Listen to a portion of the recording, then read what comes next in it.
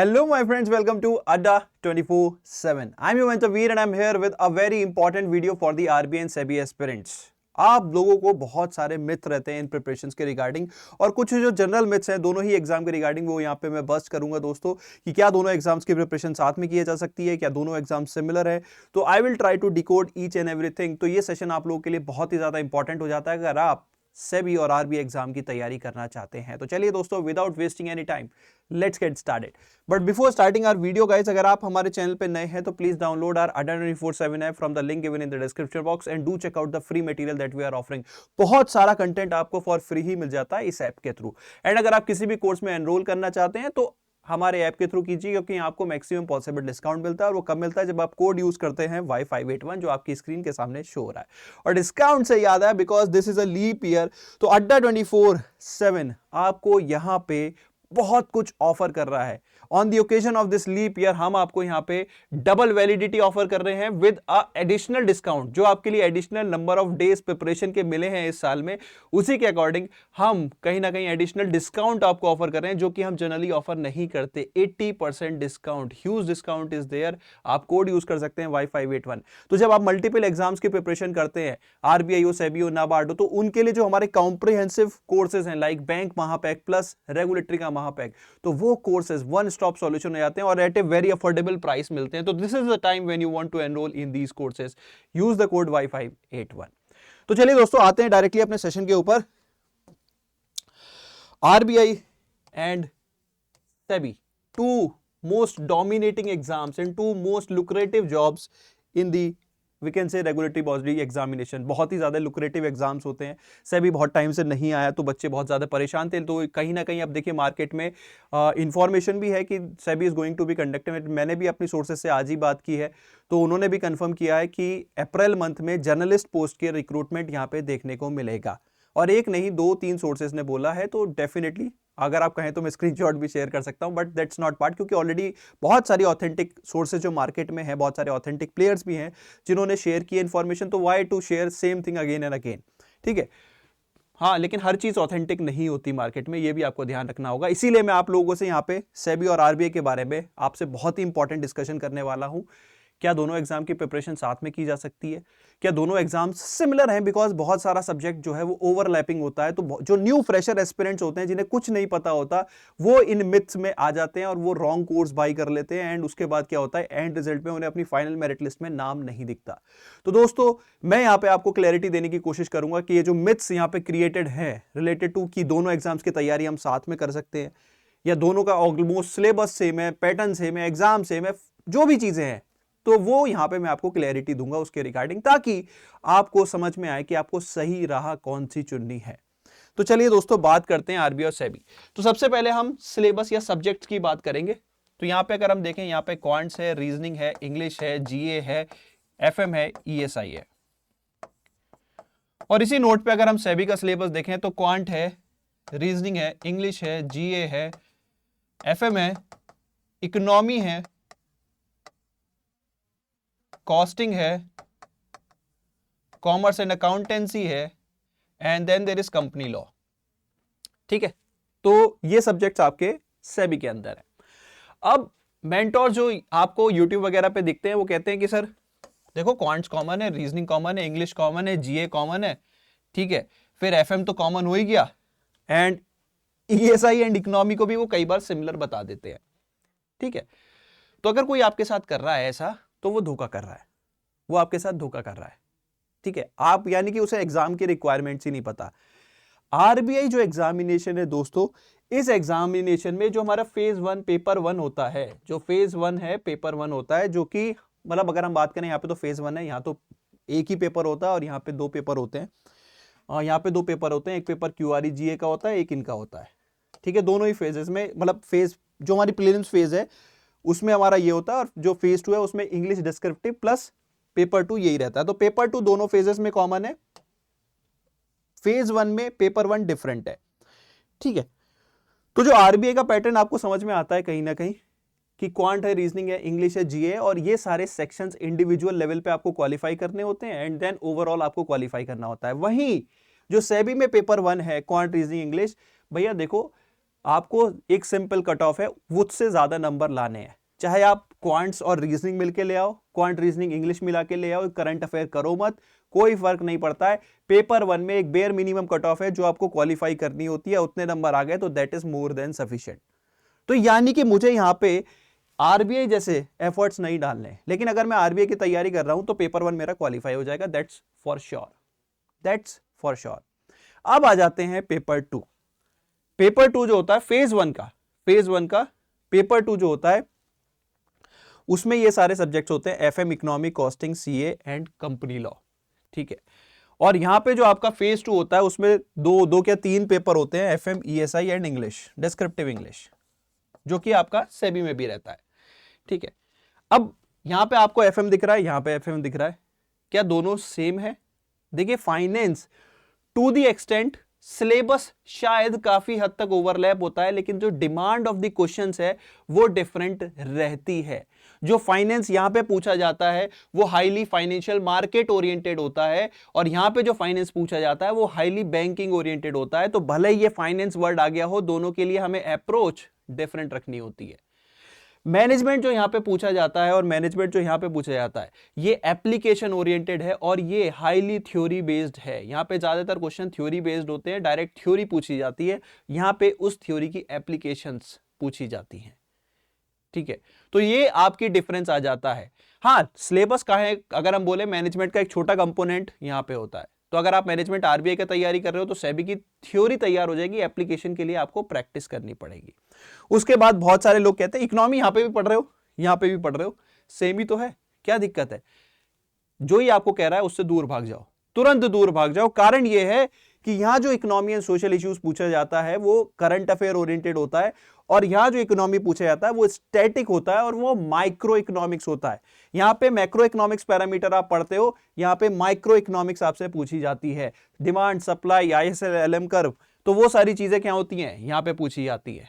तो ये clear differentiation है, सिलेबस इकोनॉमी का दोनों का बिल्कुल अलग है, बिल्कुल अलग है। कोई अगर कहता है इकोनॉमी यहां, टाटा बाय बाय, यानी कि उन्हें कुछ नहीं पता है सेबी के बारे में। तो ये चीज, उसके अलावा जो आपके सब्जेक्ट्स हैं costing, commerce and accounting and company law, ये तीनों ही बहुत ही ज्यादा स्टैटिक पोर्शन है और आपको एक अच्छी अंडरस्टैंडिंग यहां पे मांगते हैं सब्जेक्ट की। ये जो सिलेबस यहां पे इन तीनों का है वो आपको थ्योरी बेस्ड है, कंप्लीटली स्टैटिक है और काफी अच्छी नॉलेज आपकी डिमांड करता है। कंपनी लॉ एक, अगर मैं सिंपल बोलूं, कुछ सेक्शंस हैं उनके अंदर कुछ फैक्चुअल नॉलेज होती है जो आपको पता होनी चाहिए, तो किए जा सकती है, डुएबल थिंग है, टाइम फ्रेम में, एक मिनिमम टाइम फ्रेम में। देन कॉस्टिंग एंड अकाउंटिंग आपको इन डेप्थ नॉलेज होनी चाहिए, डिफरेंट कंसेप्ट जो सिलेबस में टॉपिक मेंशन है वो आपको इन डेप्थ आना चाहिए। देखिए जो सिलेबस है, सिलेबस को ही कहीं ना कहीं सेबी ध्यान में रखता है, लेकिन सिलेबस को जो मेंशन है वो इन डेप्थ आपको आना चाहिए।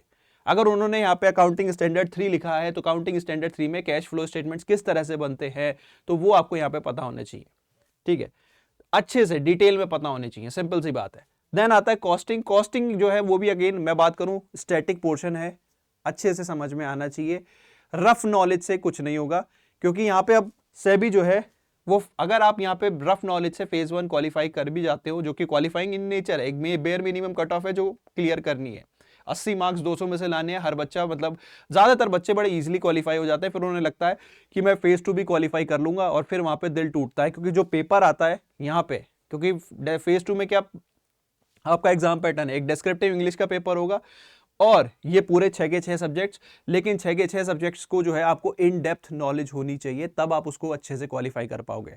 तो कर्सरी लुक से ये एग्जाम क्वालिफाई नहीं हो सकता, आपको अच्छे से इन डेप्थ नॉलेज होनी चाहिए। और दूसरी बात, आपका कंपटीशन भी कौन है वो आपको समझ में आना चाहिए। यहां पे आपका जो मेजर कंपटीशन है वो बहुत ही एक्सपीरियंस प्रोफेशनल्स भी हो सकते हैं, लाइक चार्टर्ड अकाउंटेंट्स, जिनको ये पूरी इन डेप्थ, एक फ्रेशर और एक चार्टर्ड अकाउंटेंट में ये डिफरेंस है कि फ्रेशर, मैं डरा नहीं रहा हूं, मैं रियलिटी दिखा रहा हूं, मैं रियलिटी इसलिए दिखा रहा हूं कि बच्चे फिर फॉर्म फिल करते हैं और उनका दिल टूट जाता है, तो मैं दिल तोड़ने से रोक रहा हूं कि डाइवर्जन पे मत जाओ, डाइवर्जन पे मत जाना, ध्यान दो कि यहां पे आपको अच्छे से अंडरस्टैंडिंग चाहिए, ठीक है। तो मैं ये इतना डिटेल में क्यों बता रहा हूं, मैं इतने डिटेल में इसलिए बता रहा हूं बेटा कि देखो, अगर आप आरबीआई की तैयारी कर रहे हो तो RBI is highly current affair oriented subject, जहां पे अगर आप करंट अफेयर्स भी अच्छे से कर लेते हो तो देयर इज ए प्रोबेबिलिटी कि आप और यहाँ स्टैटिक बहुत ज्यादा है भी नहीं, खाली एक एफएम है स्टैटिक, तो आप कहीं ना कहीं काफी अच्छा स्कोर कर सकते हो, इवन क्वालिफाई भी कर सकते हो एक मिनिमम टाइम फ्रेम में। लेकिन अगर आप सेबी की तैयारी कर रहे हो तो SEBI is a static subject जहां पे आपको थियोरेटिकल अंडरस्टैंडिंग चाहिए, और वो अंडरस्टैंडिंग बिल्ड करने में एक नॉन कॉमर्स बैकग्राउंड को थोड़ी सी टाइम लगता है। तो अगर आप दोनों साथ लेने की चल रहे हो तो चल सकते हो, मैं मना नहीं कर रहा, provided you have the clear understanding मुझे किस एग्जाम के लिए कितना प्रिपेयर करना है और कितने एफर्ट्स डालने हैं। एक सीनियर प्लेयर जो कि ऑलरेडी इन साइकिल से गो थ्रू कर चुका, उसे तो बड़ा समझ में आता है कि बड़े इजीली वो डिकोड कर लेता है कि यार मैं आरबीआई और सेबी दोनों की तैयारी कर सकता हूं, कोई दिक्कत नहीं है, क्योंकि वो आरबीआई का उसे अंडरस्टैंडिंग समझ में, या अगर उसने सेबी दिया तो सेबी उसे समझ में आता है। तो अगर आप सिर्फ इस मिथ से जाना चाहते थे कि सिलेबस सेम है, कंटेंट सेम है, क्योंकि यहां पे क्यूआरई का वेटेज बहुत ज्यादा है, यहां पे कोई वेटेज ही नहीं है। मैं नहीं कर रहा क्वांट्स, मैं रीजनिंग, इंग्लिश और जीए से क्वालिफाई कर लूंगा, मैं नहीं कर रहा क्वांट्स, मैं नहीं कर रहा रीजनिंग, तो वो ऑप्शन आरबीआई में आपके पास नहीं है ना। तो आपको अगर ये अंडरस्टैंडिंग है तो कहीं ना कहीं आपको ये भी पता चलेगा कि आपको एफर्ट्स कहां डालने हैं। तो देखो दोस्तों, अब मैं यहां पे एक सजेशन दूंगा, अगर आप आरबीआई की तैयारी कर रहे हो, अगर आप आरबीआई की तैयारी कर रहे हो, आपको सेबी की तैयारी करनी है, तो आपको अब फोकस कहां पे करना है, आप क्वांट रीजनिंग इंग्लिश थोड़े दिन ठंडे बस्ते में रखो, आपको सेबी का स्टैटिक पोर्शन जो है उसको उठा के तैयारी शुरू कर देनी है। अगर आपकी क्यूआरई बेसिक लेवल की तैयार है, नहीं तो नोटिफिकेशन के बाद भी क्यूआरई कर सकते हो, सिर्फ मॉक भी कर लोगे तो भी बात बन जाएगी।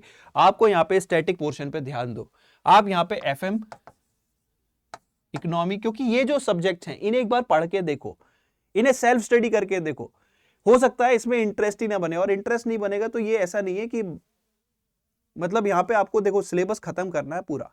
यहां पे आप ये नहीं कह सकते सर मैं इतना कर लूं तो हो जाएगा, इतना कर लूं, जैसे आरबीआई में फिर भी अभी भी कहीं ना कहीं प्रेडिक्शंस हैं, सेबी वो प्रेडिक्शंस हमेशा एक्सीड करता है। सेबी का जो पेपर आता है वो थोड़ा सा मैं कहूं आउट ऑफ बॉक्स भी कई बार चले जाते हैं, टू बी वेरी फ्रैंक। वो कहीं ना कहीं अगर आपको सिलेबस इन डेप्थ अच्छे से आता है तो ही आप उस पेपर में एक्सेल कर पाओगे, क्योंकि देखो कंपटीशन भी फिर उतना रूथलेस है जैसे जस्ट लाइक आरबीआई। तो मैं नहीं चाहता आप बाद में फिर परेशान हो। तो सबसे पहले अपना एफएमई, इकोनॉमी, कंपनी लॉ तो देखो सिंपल सा है, कुछ सेक्शंस हैं, सेक्शंस के अंदर कुछ इंफॉर्मेशन है वो याद करनी है, सिंपल सा सब्जेक्ट है, ठीक है। कॉस्टिंग काफी थियोरेटिकल है, थोड़ा मैथमेटिकल बेस्ड भी है, ज्यादा दिक्कत नहीं आएगी, इसे बड़े आराम से कम टाइम फ्रेम में भी कर सकते हो। प्रॉब्लम बहुत सारे नॉट कॉमर्स बैकग्राउंड को आती है, कॉमर्स एंड अकाउंटेंसी, तो इस पोर्शन को थोड़ा सा अपने को अच्छे से करना होता है, ठीक है। तो दोस्तों यहां पे सबसे पहले मिथ, क्या दोनों के जो सब्जेक्ट्स का सिलेबस सेम है? सिलेबस बिल्कुल नहीं है, बहुत अलग है, इवन एग्जाम्स की रिक्वायरमेंट भी बहुत अलग अलग है। तो बी श्योर दोनों ही एग्जाम जो है वो एक कॉम्प्रिहेंसिव प्रिपरेशन मांगते हैं, एक डिटेल्ड प्रिपरेशन मांगते हैं, अलग अलग इंडिविजुअल लेवल पे। ये नहीं कि मैं आरबीआई की तैयारी कर रहा हूं तो मेरी सेबी की तैयारी हो गई है, ये मिथ कभी भी मन में मत रखना। ऐसी गलती करोगे तो ब्लंडर मिलेगा कहीं ना कहीं। जो भी आपसे कह रहा है कि ये सेम है वो सेम है, सेम यानी कि उसने कभी भी उस एग्जाम को अच्छे से एनालाइज नहीं किया है, तो ऐसे लोगों से दूरी बना लेनी है, टू बी वेरी फ्रैंक, ठीक है। और मैं ये नहीं कहता कि आप ब्लाइंडली मुझे फॉलो करो, लेकिन आप कहीं ना कहीं उस एग्जाम को एक बार यार पीवाईक्यू उठा के तो देखो, आपको ये जो मैं वर्ड्स बोल रहा हूं वन बाय वन वो आपको एज ए रियलिटी चमकेंगे कि यार सर जो बोल रहे थे वो एकदम सच बात बोल रहे थे। फाइनेंस में जो कह रहे थे, मैनेजमेंट में जो कह रहे थे, आप देखो मैनेजमेंट में बहुत थियोरेटिकल बेस्ड क्वेश्चंस आते हैं, लेकिन वो एप्लीकेशन होती है, वो कीवर्ड्स के बेस पे होता है कि यार अगर आपको कीवर्ड्स पता है तो ही आप कर पाओगे। So that is the thing guys, यहां पे आपको अलग प्रिपरेशन अप्रोच चाहिए, आरबीआई के लिए अलग प्रिपरेशन अप्रोच चाहिए। तो क्या सर मैं दोनों की साथ में तैयारी नहीं कर सकता?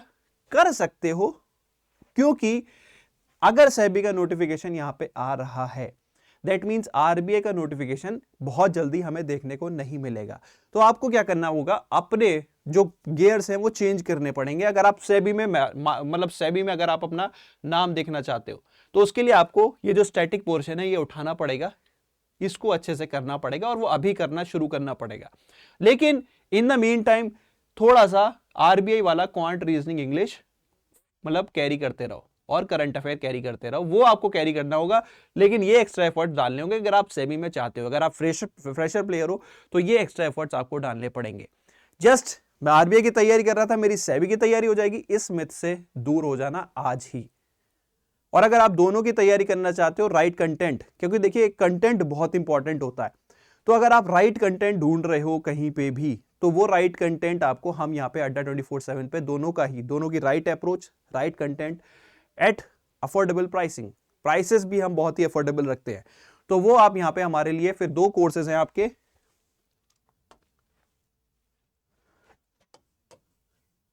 बैंक महापैक प्लस एंड रेगुलेटरी का महापैक। इन दोनों कोर्सेज में आपको डिटेल्ड कंटेंट मिल जाएगा for SEBI RBI, but approach याद रखना, गलती मत करना कि अगर आपको, मैं इसलिए कहता हूं पहले सेल्फ स्टडी करके देखो, उस एग्जाम को समझ के देखो कि आपका मन भी लगता है, थोड़े दिन कंपनी लॉ पढ़ के देखो, क्या पता मन लगता है। कई बार देखो मन नहीं भी लगता फिर भी लगाना होता है। अगर कंपनी लॉ नहीं समझ में आ रहा तो याद कर लो, रट लो, बिकॉज इट्स सिंपल फैक्चुअल। तो ये चीज होती है, या तो उसे कर लो, मतलब याद कर लो मुझे समझ कुछ नहीं है, या तो फिर आप रेंचो होने चाहिए या रणछोड़ दास होने चाहिए सॉरी, या तो साइलेंसर होने चाहिए या रेंचो होने चाहिए, टू बी वेरी फ्रैंक। तो या तो साइलेंसर बन जाओ तो आप सेबी क्रैक कर सकते हो, ठीक है, या रेंचो बन जाओ। तो कुछ सब्जेक्ट्स ऐसे होते हैं जहां पे आपको जैसे कंपनी लॉ है वहां पे आप साइलेंसर बन के भी क्रैक कर सकते हो, लेकिन बाकी जो सब्जेक्ट्स है कॉमर्स एंड अकाउंटेंसी है, ठीक है, पढ़ के देखो, नहीं पढ़ के आ रहा तो वहां पे साइलेंसर बनने से काम नहीं चलेगा, वहां पे आपको रेंचो बनना पड़ेगा। तो अंडरस्टैंडिंग होनी चाहिए, ठीक है दोस्तों। सो आई थिंक अब आपकी बहुत सारी जो मिथ हुई होंगी वो दूर हुई होंगी related to RBI SEBI preparation, किस एग्जाम की क्या रिक्वायरमेंट है। दोनों की एग्जाम की कंप्लीटली डिफरेंट रिक्वायरमेंट्स है, भले ही बहुत सारा सिलेबस देखने से सेम लगता है, तो अपने ऑप्शंस को वाइजली चूज कीजिए। मल्टीपल एग्जाम्स की प्रिपरेशन कीजिए, करनी है तो राइट स्ट्रेटेजी रखना बहुत ज्यादा जरूरी है, गलत स्ट्रेटेजी से फिर एंड रिजल्ट्स अच्छे नहीं होते। So this is all about this session guys. I hope आपको ये सेशन पसंद आया हो तो do give me a like and you can leave a comment, sir we are clear with RBI and SEBI strategies, and do let me know आप किस exam को choose करना चाहते हो, RBI, SEBI और बोथ में you need to be smart enough कि आपको दोनों को साथ में किस तरह से लेने के चलना है, क्योंकि साथ में दोनों को लेके चलना मींस बहुत ज्यादा एफर्ट्स लगेंगे, 6 घंटे की जगह 9 घंटे पढ़ना पड़ेगा, बट एंड रिजल्ट बहुत ज्यादा खूबसूरत रहेगा। तो इसी खूबसूरती के साथ इस सेशन को करते हैं समाप्त। Wish you all the very best, thank you so much.